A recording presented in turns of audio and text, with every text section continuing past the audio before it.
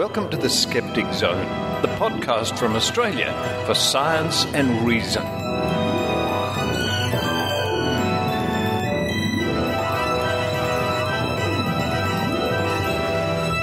Hello and welcome to the Skeptic Zone, episode number 118 for the 21st of January 2011. 118, 21st, 18, 21. I think there's some numerology going on there. In this country, 18 is the legal drinking and voting age. In the United States, 21 is the drinking age at least. There's something to be said about numerology. Let's worry about that later. On this week's show, Maynard finally gets to talk to Phil Plait, the Bad Astronomer. And they'll be discussing the end of the world and some more important things. Following that, we have George Hrab singing, with Phil Plait, of course, Death from the Skies, from his fantastically good and very well-received album, Trebuchet. After that, I zip down to Melbourne, where I wander through Queen Victoria markets, with my good friend Dr. Steve Roberts. What will we find? Then we have Dr. Rachie Reports, where Dr. Rachie appeared on national television on a show called The Drum with Steve Cannane to talk about Andrew Wakefield. So Dr. Rachie Reports this week is the audio from her national TV appearance. Well done, Dr. Rachie. And finally, to wrap the show up, we have the Melbourne think tank. Yes, a group of us got down there in Melbourne, around a table, a few nice drinks, barbecue on the way, and discuss various skeptical topics. Thank you to all those people who have been signing up to the Skeptic Zone newsletter via www.skepticzone.tv. Wow, the numbers really did skyrocket recently, and I actually had to get an upgrade in the subscription I'm subscribing to. Thank you all very much, and if you like the newsletter, please forward it on to your friends and your enemies.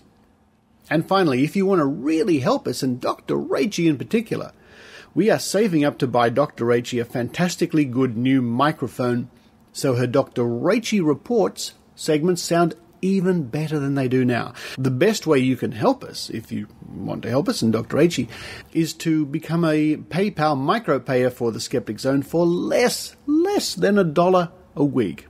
That really helps us keep the show on and do things like buy Dr. Rachie a fantastically good new microphone. You can sign up for less than $1 a week for as long as you like or as short as you like at the website. Okay, enough from me. I'm going to race out and have a nice ginger beer, of course. Yum, yum, yum. While you enjoy the Skeptic Zone.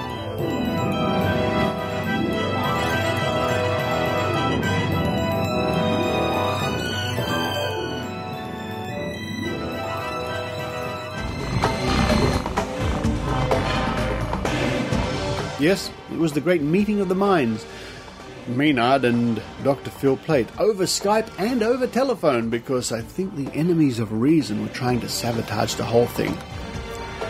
Maynard started off by asking Phil Plait about his TV show, Bad Universe, and why he destroyed Sydney. We needed to pick some place to show what it would be like when it gets hit by a big rock. And in the movies and in TV shows, at least in America, they keep showing the same places. We've seen London hit, we've seen San Francisco and New York and France, Paris, any place that has a landmark. And we have a team who was researching this, and they found that Sydney had never been hit by an asteroid on TV, and it has really well-defined landmarks. You've got the Opera House and the Harbour Bridge, and those are iconic. So we decided to pick them, and I wound up apologizing a lot to all my Australian friends. Now, what was the size of the asteroid, and how fast was it going? We just sort of give a size of about 1 kilometer. We don't make it, I think, too specific, simply because that's sort of the lower limit of the size you need to start having global consequences. If you have something that's 100 meters across, it's local. It'll wipe out a city or something like that. And the bigger it gets, the more damage it does. In fact, in this one, we do give a size because we compare it to our explosion. Of course, asteroids aren't explosive. They're just travelling really fast. So how do you convert the kinetic energy into explosive energy? How do you work that out? Well, that's a really good question. In fact, a long time ago, I was asked, if a comet hits us and it's made of ice, why does it set things on fire? That was a good question. I'd never thought of it. And the reason is because there's an energy involved with motion. If you have a big rock and it's just sitting there, it's just sitting there. There's no energy in it. But if you start moving it, it takes energy to move it, and it takes energy to stop it. And the faster it's moving, the more energy it has. And these asteroids are huge. They could weigh billions of tons, and they're moving at many, many, many kilometers per second. Even something 100 meters across, when it hits, could explode like 20 million tons of TNT, 20 megatons. But, if something a mile wide hits, there's no place in Australia to be safe. Yeah, it depends on where you are. I mean, if you're within a certain distance, there's going to be the flash of heat that will simply vaporize anything that's within line of sight of it. Farther away, yeah, there's a pressure wave, just basically a super sound wave that could basically, turn you into, I think cottage cheese is the word I used. Phil, I've got to ask you a few speculative questions here. You ready for some speculation? Sure. What do you think about the whole thing about disclosure? Do you think one day the American government will say, oh, yeah, all along UFOs are real and we knew it? Do you think that will ever happen? No, because I don't think there's anything to that. Because of the speed of light barrier? Yes, that's not the direction I was thinking. What I was thinking is that I just don't think that the vast majority, and by vast majority I mean 99+% of UFO reports are credible. People are very easily fooled. It's very easy to think that a satellite in the sky or a meteor or, seriously, Venus is reported as a UFO all the time. Just last year, or was it about a year and a half ago in the U.S., there were news reports and all this stuff about a UFO over a lake, one of the Great Lakes, and it was clearly Venus, clearly. So, a lot of these reports aren't right, and I just don't see it happening. And yes, from that angle, I just don't see aliens coming here to visit us, fly around in our skies, and then leave. It just doesn't make any sense to me, especially not in the numbers that are reported. So I don't think aliens are visiting us. I think there's life out there. I think what we're learning about the physics of the way planets evolve, I think that pretty much guarantees that there's going to be life out there. We're on the verge of finding planets like the Earth now. I think in 5 years, we'll know whether there are planets like the Earth out there or not. And I think we'll know in the positive. But we just don't know about life out there right now. And I don't think there's enough of that to get here and investigate us. So no, I'm not a big proponent of government disclosure stuff. Where do you sit with the Tunguska event? Comet, antimatter? What do you think it was as an astronomer? Come on, were you there, Phil? No, was not there. Now, what you're talking about is the Tunguska event, which was in 1908 it's in June. It's the biggest explosion ever. Krakatoa or some volcanic explosions are bigger. This released the energy of roughly a 20 megaton nuclear bomb. And what was it? Now, when I was a kid, I remember reading about it could have been antimatter, it could have been a black hole, it could have been a UFO. And the reason people speculate so much about what it is because there's no crater. There was an expedition that went there about 20 years later, and they found no crater. But they did find all the trees were knocked down and had been set on fire. So clearly this was a very energetic event. Well, we found out much, much, much later, and I mean 20 years ago, something like that. I was in grad school and people were just starting to figure this out, that you can have asteroids or comets that will explode in the air. And this releases a huge amount of energy and can set fire to a lot of the land. But it doesn't leave a crater because there's no physical impact with the ground. We're almost 100% positive that this really was just a chunk of rock or ice that blew up in the atmosphere. So, Phil Plait, is there some astronomical event you haven't seen in your lifetime that you'd like to see that maybe won't kill us? Oh, yeah. Total solar eclipse. Never seen one. Everybody tells me you've seen one. It's life-changing. It's one of the most desperately beautiful things you'll ever see. Why did you bag Pluto? Were you one of those guys who voted Pluto out of the solar system? No, I had nothing to do with that. I wasn't at that meeting. I've gone back and forth on this a lot. I've talked to a lot of friends of mine, including some astronomers who were involved with that.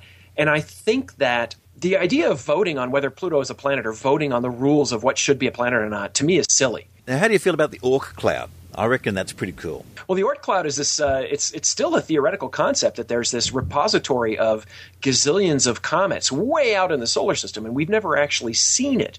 But we did predict that there would be sort of an intermediate cluster of these things between us and it, which is called the Edgeworth-Kuiper belt. And in fact, that has been seen, which lends a lot of credence to the fact that this cloud is out there. And it may have, billions of these things out there, and that's where our long-term comets come from. And, of course, in Independence Day, that's where the aliens' big spaceship hid before it came out. And if you were trying to hide, it'd be the place to be. Or you'd come from the sun, wouldn't you, so we couldn't see it? Yeah, that's actually hard. I guess it depends on how fast your ship moves. People think, just moving a spaceship around is like driving a car, but it's not.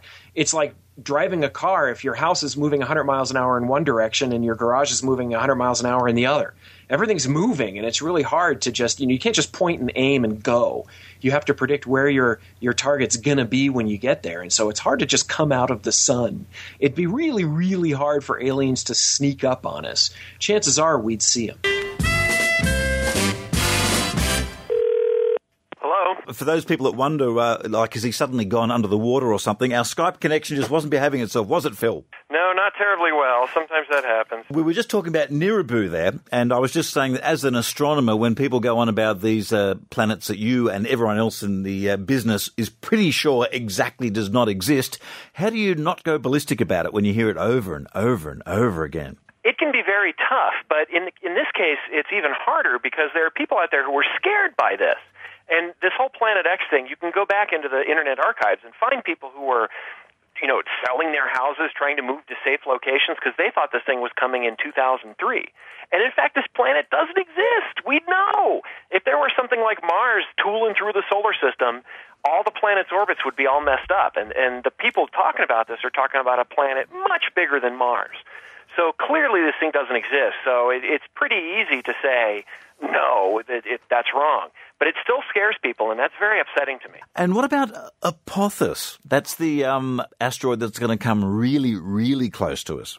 Now, see, that's a real thing. Now, Apophis is not going to hit us in 2029, but it is going to pass very close to the Earth. It's going to pass so close we can't really know exactly what's going to happen to its orbit. And it's possible that 7 years later it'll come back and hit us. Now, the odds of that are incredibly low, and we don't think it's going to happen. It's like 1 in a million. It's very low. But someday there will be an asteroid that's going to do this. So Apophis is a really good test case for us. I'm not worried about it. I don't think it's going to hit, but it is something we should study and learn from so that when the day comes, we will be able to do something. And looking at your doco on the Discovery Channel, Apophis is it's shaped like a hippo. We don't actually know what Apophis is shaped like. Oh, okay. So you're a bit of artistic endeavour. Look like a potato or a bit of a hippo? Yeah, potato. The model we used was just something that was based on some observations, but we don't really know what it's shaped like. We know that a lot of asteroids are kind of potato-shaped, so that was just a model to give you an idea of what it might be like. Now, how do you get on with astrologers? There's been a bit of a ha-ha over on the BBC this week. Some astronomers over there said something, I don't know exactly what it was, but quite unfavourable about astrologers. Do you and astrologers get on? No, not terribly well. That whole thing was so ridiculous. It was just some astronomers saying, the signs of the zodiac have changed over the past few thousand years. This is nothing new. We've known about this for centuries. But somehow the media translated this as astronomers add new sign to the zodiac, and this got spread through Twitter and everywhere. And it was so silly. And in the meantime, to me, astrology is nonsense. It doesn't make any sense. There's no way that position of the sun when you were born can have any influence on you. And it's been tested over and over again and shown not to work. So it's not just you can't prove it works. We can actually show it doesn't.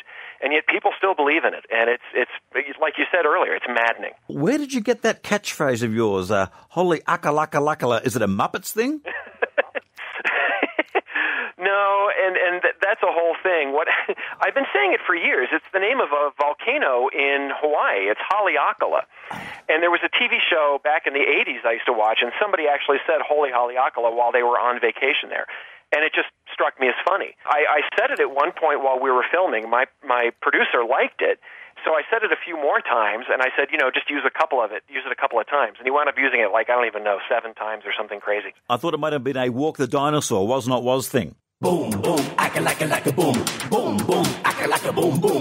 No, not like that. Yeah, that's a great quote from you. I really like it. I hope it's your quote. The universe is cool enough without making up crap about it. Yeah, that's me. I say that a lot because honestly, you know, people make stuff up about the universe all the time because I think they want to make it more exciting. But you don't need to. Once you learn about what's really out there and what's really going on, there's enough wonder and awe and majesty out there for anyone. Phil Plait, we're going to see you on the Discovery Channel. Just give us one thing we can investigate and take away and have a look up on the net or on some astronomy sites. What's one thing we could have a look at this afternoon and get a bit of that wonder? If you go to badastronomy.com, which is my website, that'll take you to my blog, which is being hosted by Discover Magazine. I post pictures there all the time and describe the science behind them. I just posted one of the Orion Nebula, which is gorgeous. Another one of a nearby galaxy with galaxies that are much more distant in the background. And I use that as an excuse to talk about how big the universe is, but how big of a role we play in it. I love doing that sort of thing, and I think if you scroll through and look for some of the things I talk about there, you'll find some things to interest you. What do you think of the Drake equation? Are any of those numbers even possible, or is it just such a wild guess it's just don't worry about it? Well, actually, the Drake equation is a way of estimating how much life there is in the universe, and it depends on things like how often stars are formed, how many of them have planets, how many of those planets have life. And 10 years ago, we really didn't know, but now we've got several of those terms in the equation pretty well understood. We know how often stars are born in the galaxy, and we're getting a good idea of how many of them have planets. So we're able to start to nail this thing down a little bit. But it's not supposed to give you a specific number. It's not going to be 6. I talk about this in the second episode. And there could be, one or two alien civilizations in the galaxy, or there could be thousands. We don't really know. But the more we study this stuff, the more we find out, and the better we'll be able to nail that down. You being on the cutting edge of science, when you run up against someone who is into astrology or seriously believes in UFO, what is the way that you try and change their mind? How do you approach it? I've been a little forceful here in this particular interview, but I'm very sympathetic to people who believe in things because I was that way when I was a kid. I believed in UFOs and telepathy and all that sort of stuff. And as the evidence became more overwhelming, as I read more about it, I realized that no, this stuff doesn't exist. So I try to be sympathetic when I'm talking to people. I try to be nice and say, let's look at some of the evidence. Let's look at some of the claims you're making and see if they work out. And try to reach across to them and show them what I think is really happening. And it doesn't always work, and that's okay. You can't convince everybody, but hopefully little by little, if you can convince them of one little thing, get your foot in the door there, eventually they'll be able to apply that to other aspects of their lives as well. That's the best we can hope for. Now, you are known as the singing astronomer, and I've got the George Hrab track that you feature on. I don't actually sing for that song, but I narrate that song.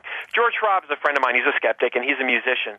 And he came out with his latest album called Trebuchet, and on it is a song called Death from the Skies. And he plays the background music and has me reading statistics of the likelihood of a nearby supernova or a black hole passing by the Earth. And that was actually a lot of fun to do. I'm hoping to take that on the road. The latest track isn't supposed to scare us. It's just to open our eyes. Yeah. As a matter of fact, it might even be reassuring because the odds are so low of these things happening. You're going to come to Australia, going to look at a few craters? Oh, would I love to come back. I would come back in a heartbeat. I loved it there.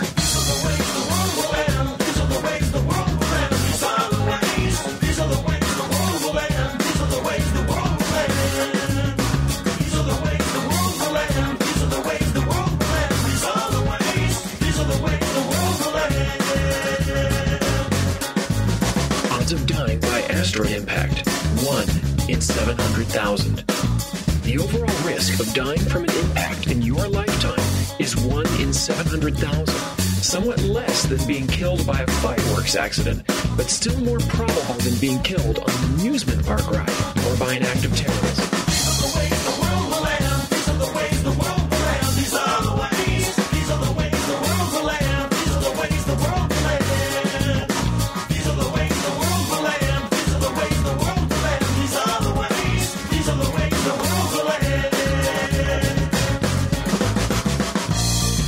Dying by supernova explosion, 1 in 10 million. Supernovae happen about once per century in any given galaxy. Assuming the event would cause a mass extinction, killing everyone on Earth, the odds of you specifically dying from one during your lifetime are about 1 in 10 million. These are the ways the world will end. These are the ways the world will end. These are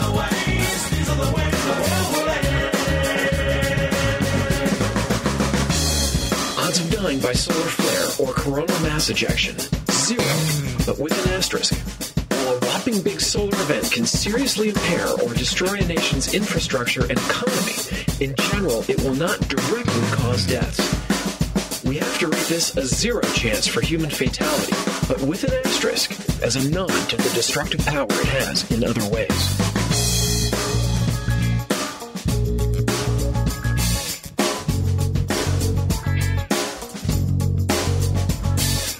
Odds of dying by gamma ray burst, 1 in 14 million. Gamma ray bursts are dangerous from distances of more than 7,000 light years.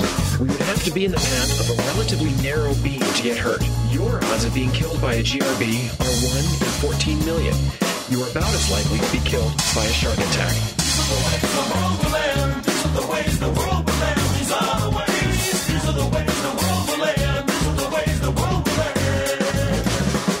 Eventual odds of dying by death of the sun. Inevitable. Eventual odds of dying by galactic doom. Inevitable.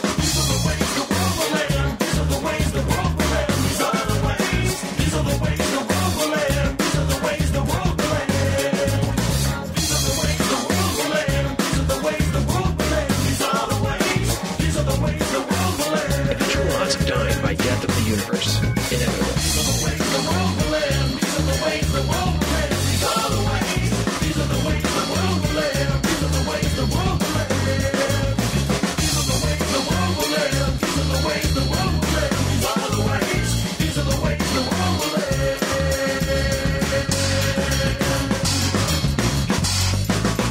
These are the ways the world will end.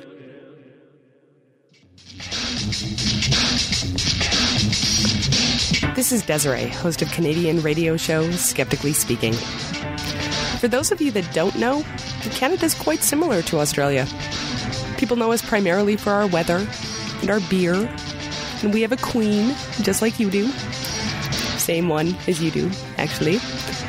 We also have mythical monsters, and people who think they have psychic abilities, and people who think that vaccinations are bad for you. So keep listening to the Skeptic Zone, and know that we're all in this together.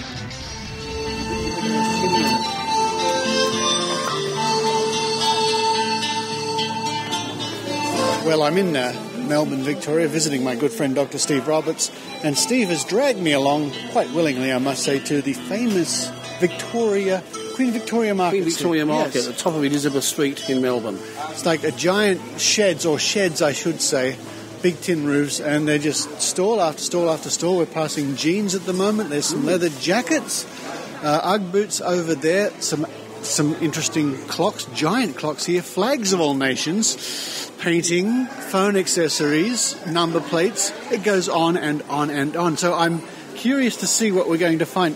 You can have your own number plate made up over here. Look at that. Look at that. So you type it into the computer and away you go. It's for fun. Steve's tool shed, that would be good. That's a good one for you. I love boobies, yeah.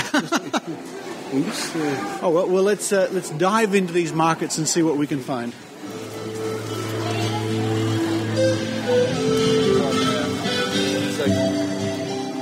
We've come across a remarkable little store here. They're selling a device you put over your ear. It's called the Genuine Aussie Bullshit Protector. Ideal for use with politicians, conspiracy theorists, creationists, nagging spouses, used car salesmen, ex-girlfriend, friends, religious fanatics, married men, debtors, tradesmen, and many more. And the website is www.bullshitprotector.com.au, and you're the lovely lady here at the stand selling this sort of stuff. I must admit that's a pretty unusual thing to sell. Surprisingly very popular. Is it really? 4 people buy 4 at a time. It's incredible. I've never seen anything like it. It's really funny. But you're also selling all sorts of wonderful other things like, this is for getting rid of pet hairs, is it? Yeah, and bubbles off your clothes, ironing board covers, everything.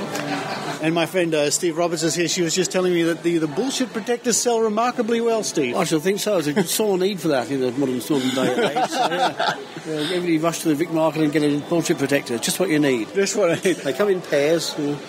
One for each ear. One for each ear. Yeah. Very handy. Oh, thank you very much. Thank you.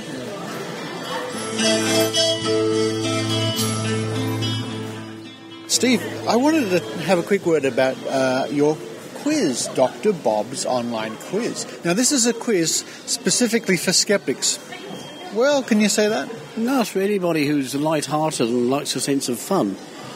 Right, and what sort of questions do you pose in your quiz? Look, I get fed up with setting an exam, like, is the Earth young or old? And if you say it's young, you go, oh, bad, no point, bad. Or if you say it's very old, yes, very good, 1 point, ding, well, so what? So what I wanted to do is to ask questions that are extremely difficult, but actually do have an answer. But really, I don't want to pose as being a smart ass, so I just like to see wit and repartee and a witty answer. So the winner of your quiz each month is not necessarily who gets it right. It's the person who gets the best answers regardless. Oh, yeah. Well, I already know the answer.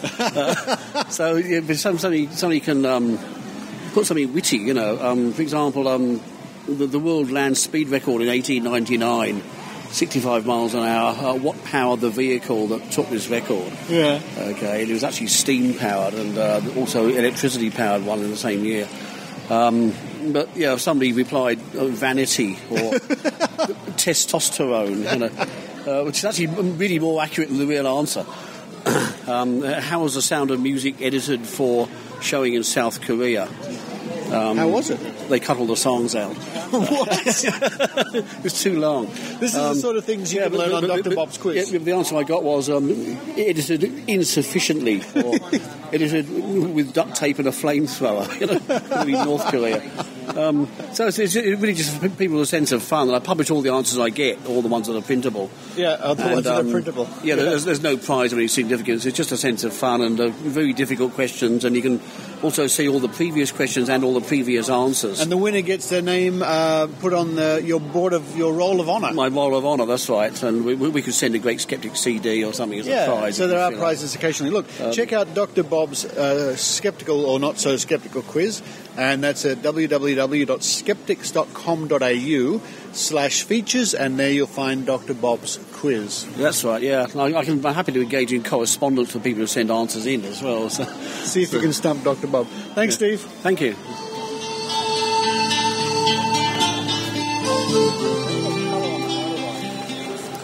One of the things that interests me being here, with the hundreds of little stalls, are there are some selling what we can only assume are power balance rip-offs.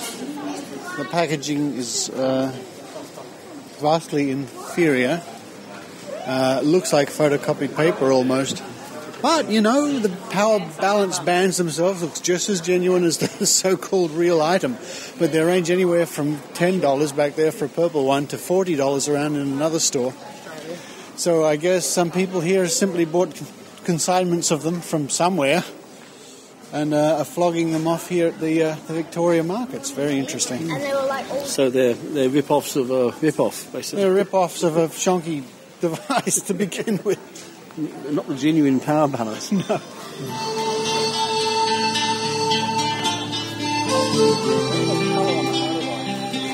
Oh, what a great time it's been here, just looking around the amazing stores at Victoria Markets. I almost sound like I've been paid by the management here to spruik this place, but it really is a fantastic morning to browse these shops, because you'll never know what you'll find. Steve Roberts is walking away with bag loads of goodies. Yeah. I got all these souvenirs I didn't really think I'd need. Like a spare 10mm spanner and a web camera for the computer. And my anti-bullshit stickers, of course, are very handy. All sorts of stuff I never really knew I needed, but I've got it now. Well, I think it's the universal truth is you don't really see things in your own city until somebody comes to visit and they say, let's go out and do this, or let's go out and do that. I think so, yeah. And you just have to be open to...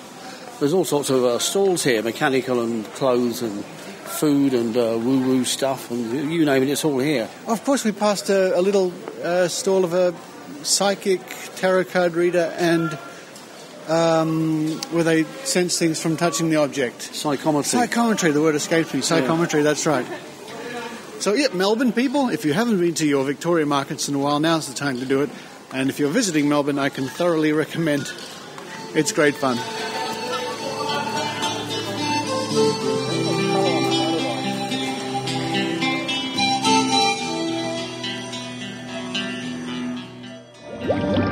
So that's why you can't eat it. I was just talking to the students here. Now look, I'm supposed to tell you about something. The Cosmic Tea Party, a new science podcast.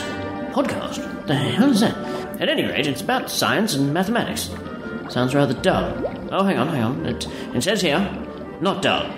Well, so there you have it, the Cosmic Tea Party podcast. www.cosmicteaparty.org. Or search for them on iTunes.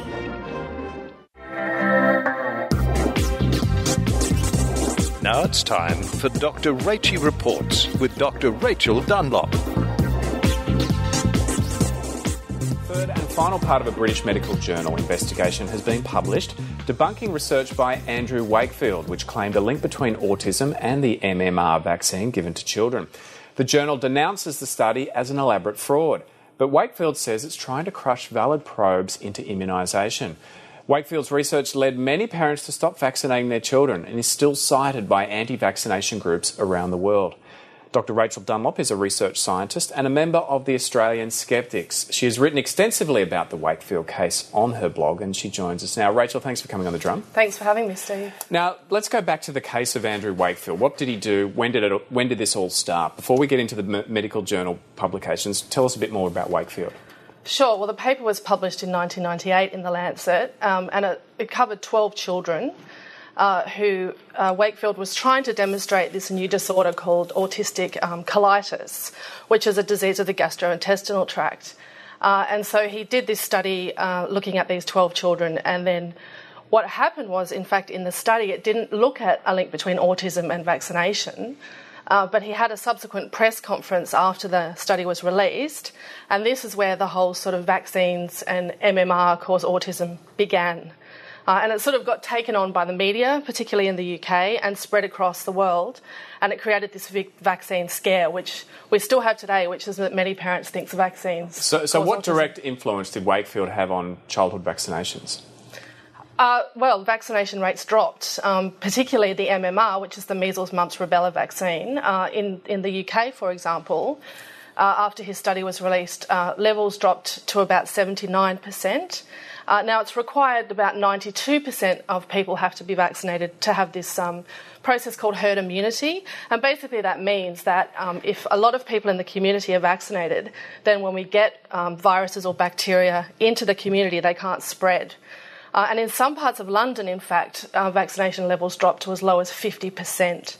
So, of course, what impact did that have on these kind of diseases coming back into the... Well, it had an impact on measles coming back in the UK in particular, and children getting sick and some children tragically dying as a result.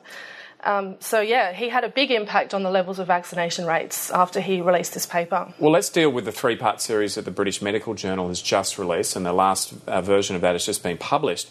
Now, They say that Wakefield is guilty of an elaborate fraud. Now, that's just not, making mistakes. Elaborate fraud is very strong language. Why are they using that kind of language? Yeah, well, I guess before these three publications were put out by the BMJ, which was in the last sort of week and a half, we thought that perhaps it was bad science, whereby perhaps Wakefield had massaged the statistics a little bit or misinterpreted the data a little bit.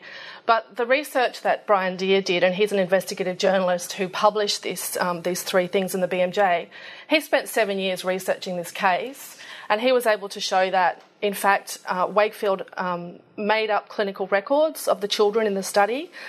Those 12 children that you mentioned before. That's correct. So the 12 children in that study, when Deere went back and checked the records at the hospital where they originally came and were diagnosed or tested on, didn't match the information that was in the paper whatsoever. It turned out also that most of the children that Wakefield said were autistic that he studied in this paper weren't autistic. It turned out that some of the studies that he did some pathology studies where he took tissue from the kids' colons to look for increased levels of measles virus. Those slides could never be found, so that data couldn't be reproduced. And of course, there's always something behind this stuff, Steve, and that's, he was in it for money, basically. So tell us about that. Tell us what the Brian Deere, the journalist, found out about Wakefield's financial incentive to write what he did. Well, I mean, I'm a research scientist myself, and when I read this stuff last week, I didn't think it could be as bad as it is. It's really, really bad. I mean, we knew that Wakefield was employed by a lawyer back in 1998, and this lawyer was putting together a case to show that the MMR vaccine was dangerous. And so Wakefield was being paid 150 quid an hour by these lawyers as an expert. And didn't he end up getting over 400,000 British pounds from this legal firm? Yeah, and I did a conversion today, and that comes to 696,000 Australian dollars. So it's not small bickies.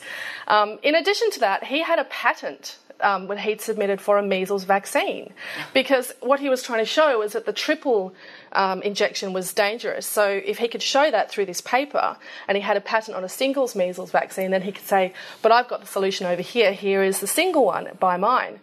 But in fact, we're talking about $1 million there, Steve, but it's much, much worse than that. And what Deere was able to find, which is what he published last week, was that also Wakefield had plans. He had a business plan to develop a test to look for this disorder in children. Now, this test was potentially going to be making his company about £72 million a year.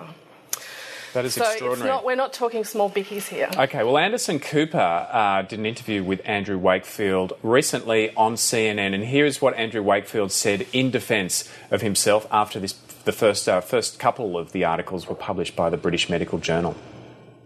This is a ruthless, pragmatic attempt to crush any investigation into valid vaccine safety concerns. Not just my concerns. I'm here at a meeting of experts on vaccines from around the world who are extremely concerned about the safety of vaccines and the damage that they believe and I believe is being done to children.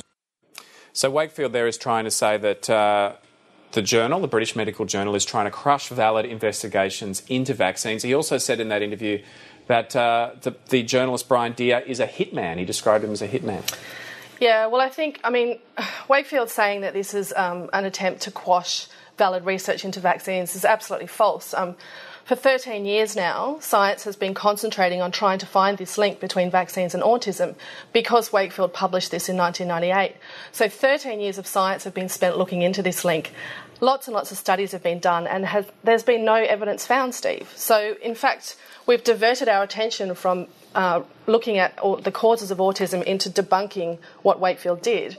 Okay, I want to ask this question in relation to that, because the Australian Vaccination Network, who are an anti-vaccination organisation, they have a website. On their website, they refer to Wakefield and the British Medical Journal articles, and they say that Wakefield's results have been verified and re-verified many times in the years since that first study was published in 1998. Yeah, this is something Wakefield says as well. He says that there have been 5 studies done internationally that repeated or reproduced his work. One of those studies was done by one of Wakefield's colleagues and published in a journal on which Wakefield was an editor. So there's a big conflict of interest there as to whether or not, that's a valid study. One of them was an abstract, which means it was presented at a conference but never published.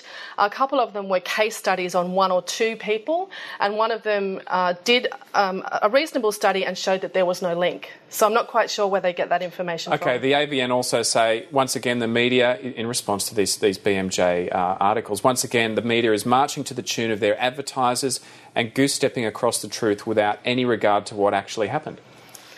Well, if you look at the studies that have been done since Wakefield published the Lancet paper, for example, there was a study done in Denmark that looked at about 500,000 children and looked at vaccinated versus unvaccinated and found there was no increase in MMR.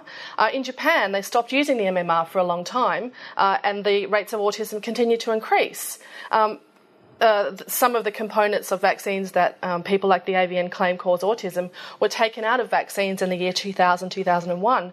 But autism rates continue to go up. So it's clear that it's nothing to do with the vaccination. Tanvir, you got a question or a comment? I guess I'm curious, just anecdotally as a doctor, I didn't see, certainly working in Sydney or out of Sydney, thankfully, as large as this was in Britain, I didn't get the impression that it had kind of spread to any lengths, at least in metropolitan Sydney. I know there are certainly sections of Australia, but I would be curious to know about statistics. Was there any drop in vaccination rates in Australia?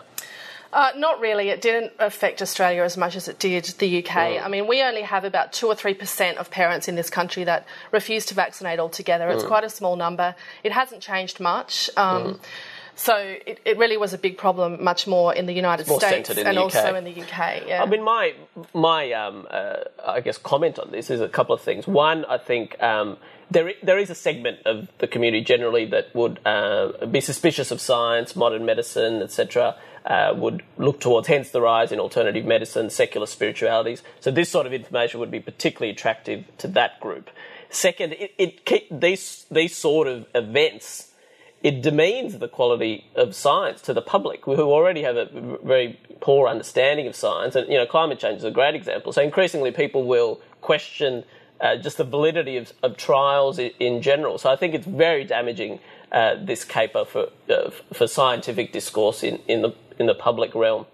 Kerry? I've just got a comment, and that is, as the mother of a child who was vaccinated, but who still got measles, my only comment is that the doctors said to me, see how sick she is. Can you imagine how much sicker she would have been if she hadn't been vaccinated? So I actually don't understand why anyone wouldn't vaccinate their children. I just think it's one of these things which we are, as parents, we should all be doing. And I think, the fact that kids who get measles get as sick as they do, and they can die, I just think it's an obligation on every responsible parent to vaccinate their kids. And I don't know anything about the science. I just know how sick Lisa was. In the history of healthcare, clean water and vaccinations are probably two of the biggest things that have saved lives.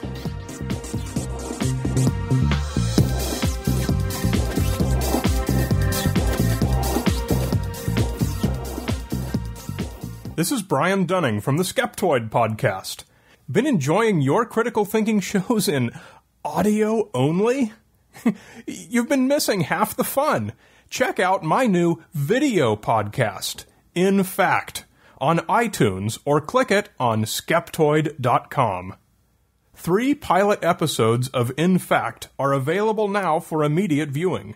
I'm looking for sponsorship to produce an entire first season of 13 episodes, and hopefully many more seasons to follow. You can see the whole lineup and get all the other nuts and bolts if you go to Skeptoid.com and click on In Fact. And don't forget to come back to the Skeptic Zone when you're done watching. I think it's audio only, but that's okay, I still like it. This is Brian Dunning from Skeptoid.com. Join us now for Drinking Skeptically in the Think Tank.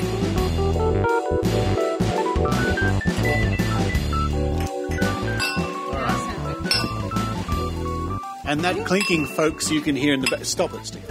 The clinking here you can hear in the background is people here in Melbourne desperately trying to copy what we do in Sydney with the. Thank you. With the think tank, and I'd like to welcome everybody here at the table to the Melbourne think tank. It's very exciting. We're sitting out here as the giant umbrella blows away above our heads. I'm here with Steve Roberts. Hi, Steve. Hi, Richard. How are you going? I'm doing well, and thank you for hosting me down here in Melbourne. Oh, I'm always glad to see you here. So. Thank you, and thank you for the lovely barbecue we're about to have. Oh, well, yes, so we'll see if that comes off. I hope it's any good. Yeah, but I love having you here. It's the best laugh I've had for weeks. So. I see. Now, I'll get everybody around the table to introduce themselves. Hi, I'm Chris Higgins. The famous Chris Higgins. Very, very famous. Who was looking after James Randi, of course, during TAM. Well, we say looking after. It was... I can't really mention it. It's classified. I see. Yeah. I see. But it was. I know you had a wonderful time at TAM Australia, and certainly working with James Randi. I had a really, really good time. It was a really unique sort of perspective on how the whole thing works, and, I bet. And what he gets up to. Okay. And we have Mal Vickers here from the Victorian Skeptics. Mal Vickers from the Victorian Skeptics. Great to see you coming along here today, and. I must thank you. You and a group of people took some of us to a wildlife park a few months back after TAM Australia. Beautiful. It's a lovely place. Yeah. Yeah, the rain held off for us during the day. It was great. It was great. And just to tell everybody, your position in the Victorian Skeptics is? General dog's body. I look after the website mainly. So, okay. Yeah. partly responsible for that. Partly responsible. And, of course, a dear old friend of mine, Rosemary. Hello, Rosemary. Hello, Richard. Good to see you. Thank you. Now, we've known each other for many years, actually. You've been involved in the skeptical movement for quite some time. I don't even know or remember when we met. It must have been 10 years ago or something. At least. Would have been, yes, back in the late 1990s. Possibly, yes. Yep. And sitting at the end of the table, somebody who Twitter followers would probably know very well under the tag of Posty Linley. It's, Posty Linley. Or the Lone Deranger. The Lone Deranger. Wait a minute. Hear that music? There we are. It's her theme song, folks. The Lone Deranger, Posty Linley. Hello. How are you? I'm well. I'm embarrassed because just a little while ago we had a lovely chat and an interview, and then I said, it didn't record. Yeah. So she's not very happy with me. But we were discussing all sorts of wonderful things about your getting into skepticism and how you're discovering this amazing world of like-minded people, and you're making some really great contacts. Yeah, it's something I've been into for a hell of a long time, since primary school, high school, with teachers teaching me skepticism through Choice magazine. But it's only now that I've actually found out obviously we all know there's other people into it, but getting on social networks and actually being able to talk about it, going to TAM and meeting up with people who are younger, maybe not so old. I don't know.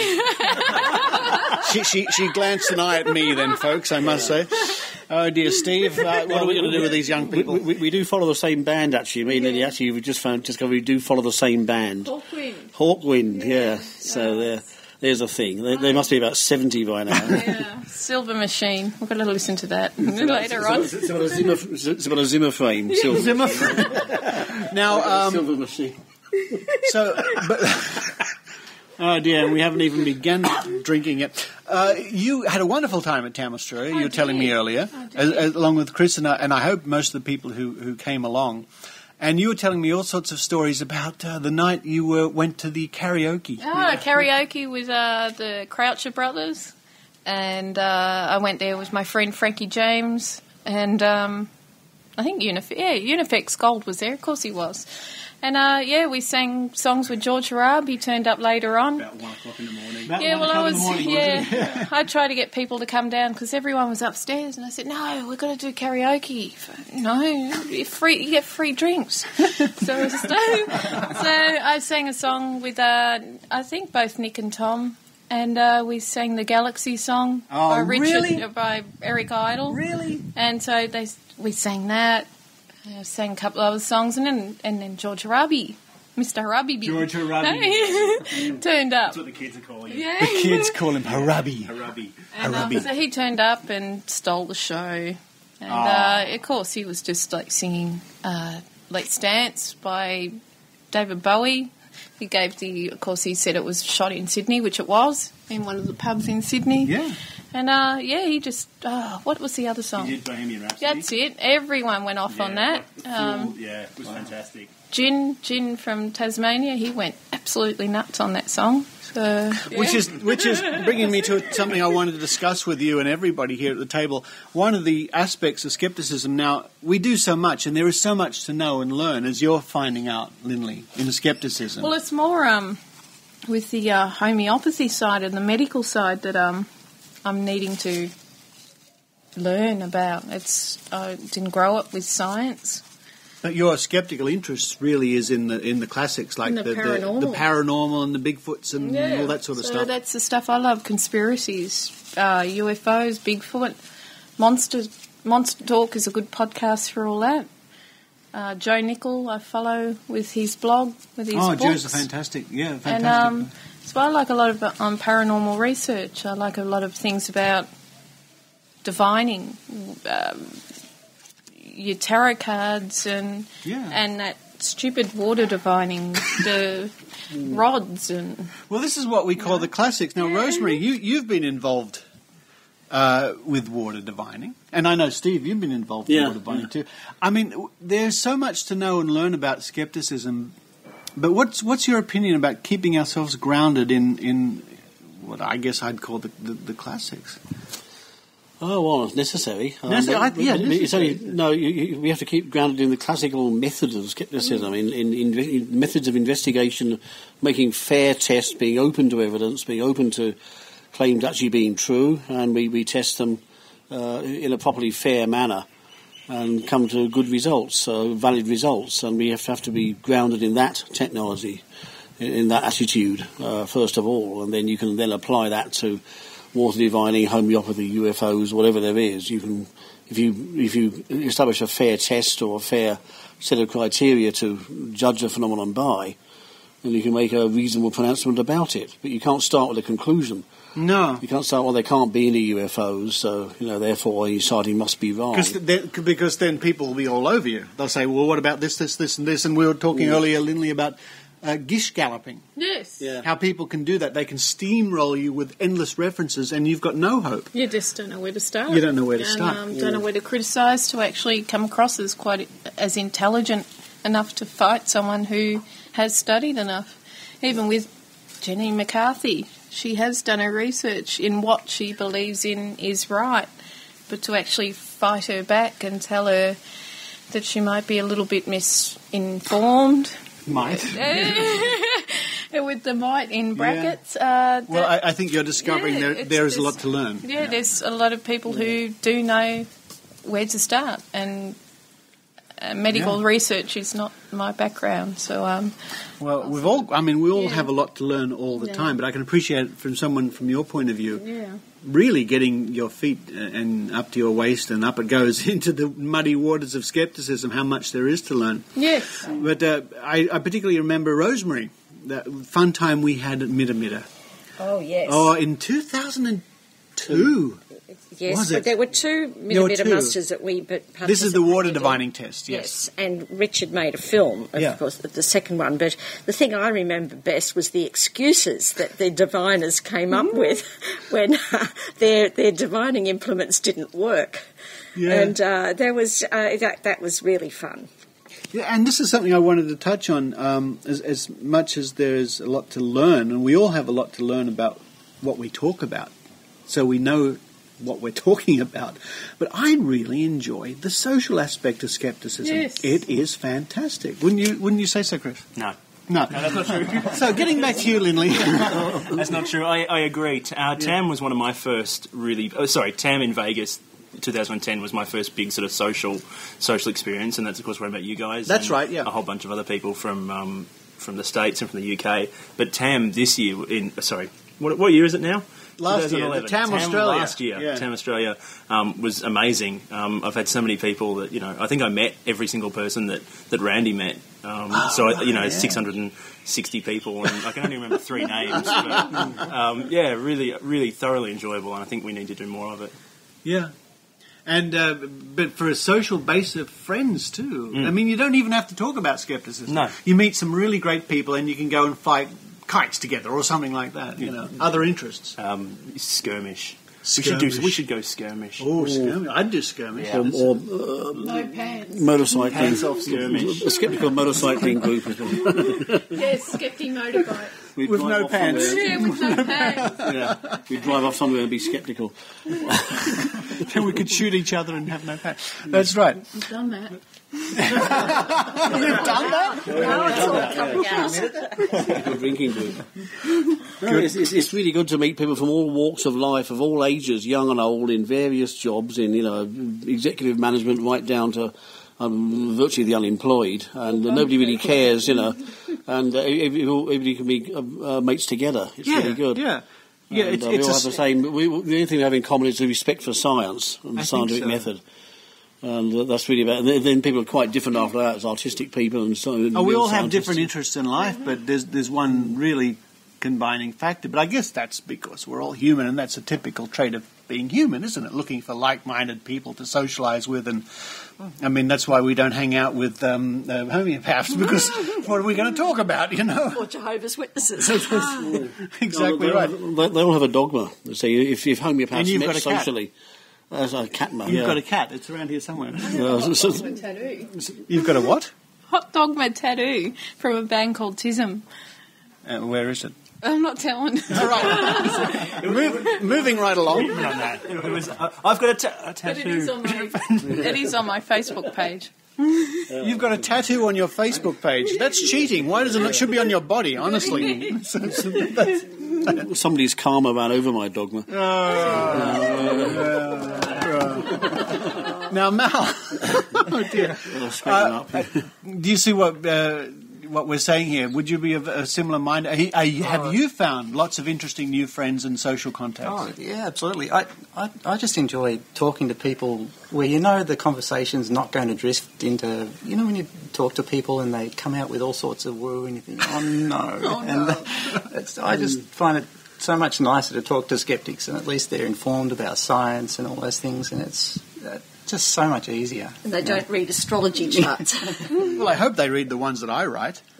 In the Skeptic magazine, I write under the name of Duaf ECAF, which is fraud, fake, backwards. You know? So-called new star sign they've made up that's been a galaxy or a set of stars, a constellation forever, but someone tweeted that it's only just been around since 1992, some astrologer on Twitter. And I said, You mean some Twitter astrologer? Yes, and she just said, it's only been around since 1992. So I said, so it's just gained its magical, mystical powers. And I haven't heard back since, but yeah. But yeah, some Orpheus or whatever that is. Ophiuchus. Oh, yeah. Well, this is interesting because this is something that the skeptics have been banging on for years and years and years and years, and then suddenly somebody else mentions it, and the media pick it up and they all go crazy about it. The stars are very old. I mean, they're probably older than the Earth is. They're probably older than you. Even me, yeah. 4.5 billion years. The stars, most of the stars are they're not older than you. Hawkwind is good. The stars have been there since the dawn of time, and the constellations have been up there, even if not named as such by a committee. The constellations, they've been there, but they move a little bit, don't they? They move a little bit, but they're essentially there for millennia. Yeah. And Ophiuchus has been there for millennia, and the sun's been ploughing through it for millennia. So some astrologer was looking up at the sky and said, what's that? Oh, shit, that buggers it all up. Well, this gets back to being grounded in the classics. So we say astrology is one of the classics of what we should be grounded in. We should at least have a working knowledge of what they think they're talking about. I don't know. You don't know? I don't know either. But at least we should. A year or so ago, I appeared on the television show with Australia's greatest astrologer, Milton Black. And people can look that up on YouTube. It's Richard Saunders Talks About Astrology, I think is the title. And I did my little bit of research on Milton Black, and to be straightforward, I just mopped the floor with him. I really did. I went to town on him. That's because I knew what he was going to say. And I knew that astrology has no basis, so I took it from there. But it's knowing that and knowing what the homeopaths are going to come up with and knowing behind it. Because the worst thing is someone calling themselves a skeptic and then utterly being lost for the argument or words when they come across a believer. They just look wrong, and they don't do a service at all. And that's the thing, is just knowing how to argue with someone. I mean, you might be an armchair skeptic, which I've been for damn knows how long, but actually knowing how to argue with someone and come across as somewhat intelligent and to be able to try to convince them that they're wrong. That's the hard part. You have no idea. Of course, they'd be doing the same thing, trying to convince us that we're wrong and trying to find they're up against a brick wall. It's I see your point of view, because from their point of view, we're the ones who are closed-minded and dogmatic. And of course, you've got to open your mind to getting all these powers. I don't know. I wouldn't mind doing that. Yeah. I'd love to have a few powers. A skeptic has to be more open-minded than anybody else, because you have to be open to evidence if it comes along, even if you don't like it. Just hasn't happened yet. Well, no, it has. Some people have changed their minds about some things because evidence has been forthcoming on. All right, I'm sorry, you're right. But if I think about the classics, it hasn't happened. No, it hasn't happened yet. You and I watched a documentary last night made from 1976 with Peter Graves called Mysterious Monsters. About Bigfoot. Bigfoot. Well, there might be Bigfoots out there, but nobody's caught one yet. Yeah. So when they've got big feet, though. Big feet. Big shoes or something. Well, so tell me more about your tattoo. The feet shown were so big, it was like 5 or 6 times the area of a human foot. So you have to be 5 or 6 times the weight of a human to leave an impression that big.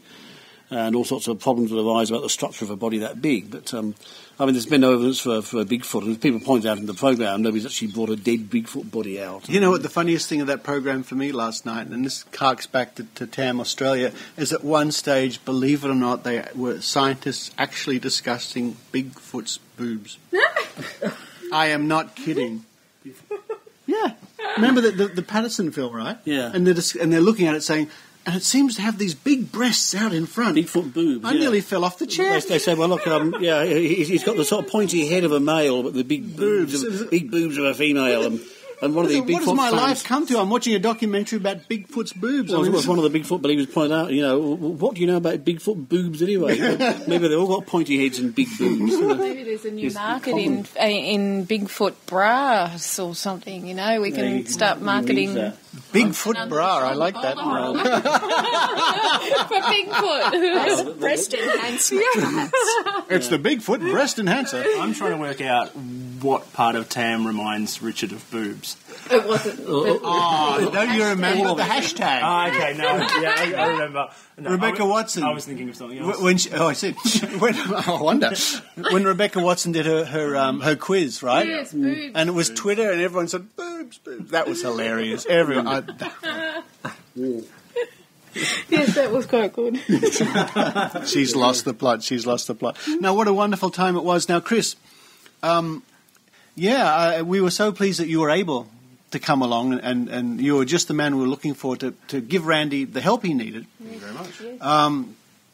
Because, let's face it, he's 82, and he was the centre of attention.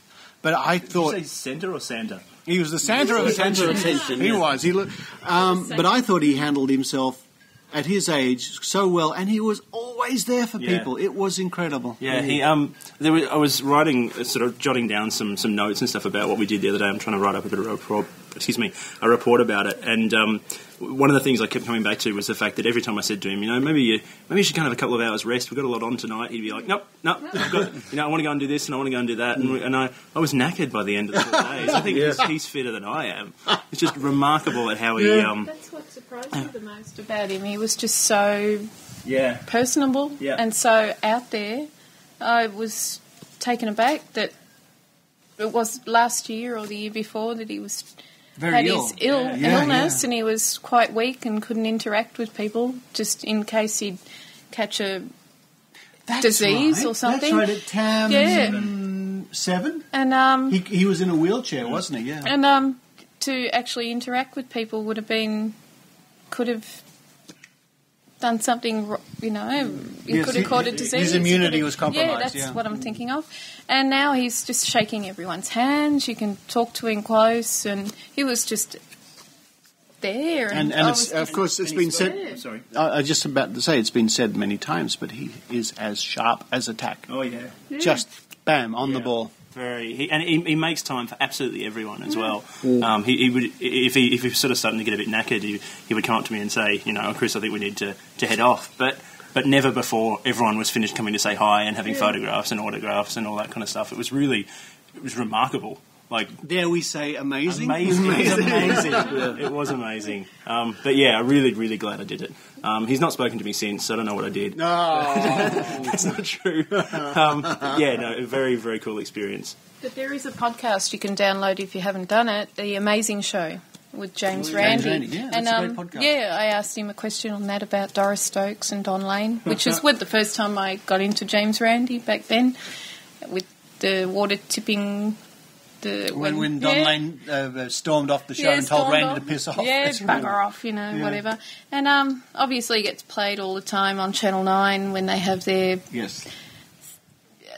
Best of television shows. And, so The Amazing Show. It's on iTunes and you can download it, and it has a question on there that I asked, and you can probably still actually ask questions whether they'll still continue the podcast, but it's quite good.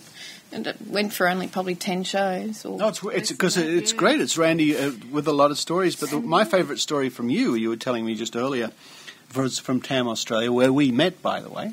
We only met just recently. And she was... I can't remember, was it the could have been the karaoke night or something, but you wanted to meet Maynard. Oh, no. but I'm not going to say what I said before because it was a swear word. Maynard. The F word, I like Maynard. I grew up with Maynard on Trebuchet and wherever the hell he was, whenever he was, and it was Maynard. He's my mindset. He's got the same sort of humour. Yeah. And you really wanted to meet him, but he was engaged in conversation with Brian Dunning. Brian Dunning, get out of my way. I want to speak to Maynard. I'm sorry. I said something like, sorry, Brian, I just want to speak to Maynard. It's not anything against you, but I've grown up with Maynard and he's my hero. You can have a hero, but... Yeah, and then I ended up buying a vodka and orange for Maynard at the end because, it's Maynard. And I absolutely love his input to the Skeptic Zone. It's great. It's fun, isn't it? Yeah. He's straight up and down with, he likes what he likes, and I want to hear something from someone different, not just the skeptical view. I want to hear something that's a bit out there, and I love the out there because it makes you.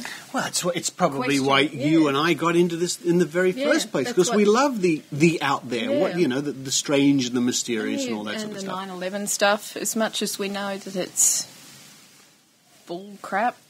I just love hearing why people keep bringing it up, and it might be forever that they'll keep bringing up the same rubbish, but it's just amazing that these people can continue with their way of thought.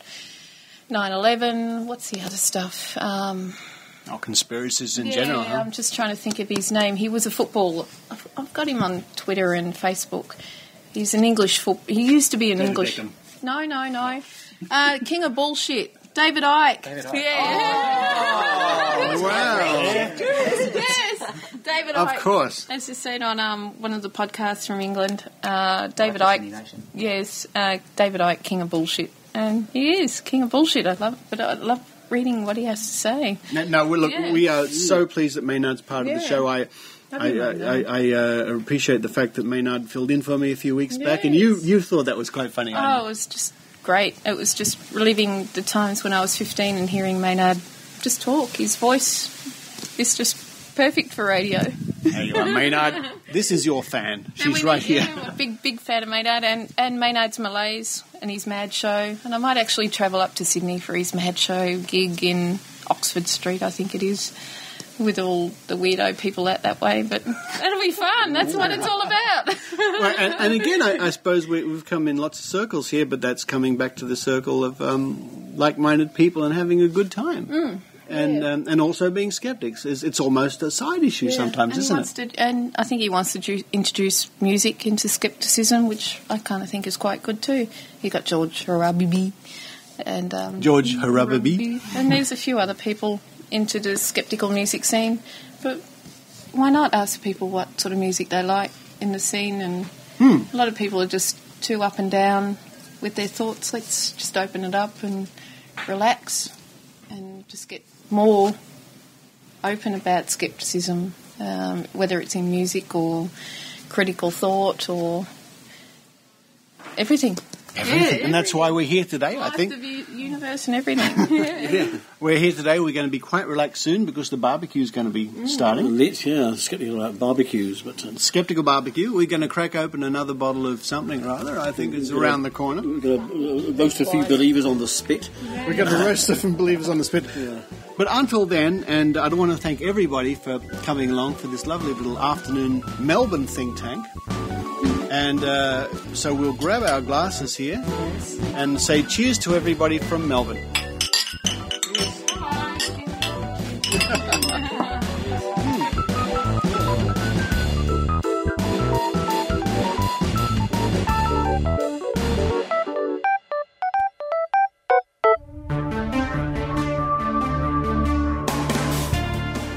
Hello, I'm Tony Pittman, the presenter of the weekly radio show and podcast Reality Check, broadcast from here in Melbourne, Australia.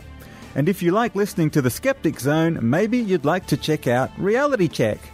Each week we bring you a roundup of LGBT news, that's news related to lesbian, gay, bisexual and transgender issues, plus a movie review, plus a serious skeptical analysis of a topic related to pseudoscience or the paranormal. So if that sounds like it could be right up your alley, visit our website at realitycheckonline.net. There you can listen online, download episodes or subscribe. That's realitycheckonline.net.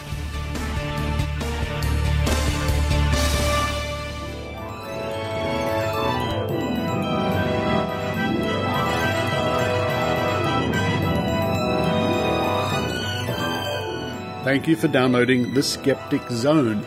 Next week, I'm back in Melbourne once again, and I visit the restoration of an historic telescope. Very interesting stuff.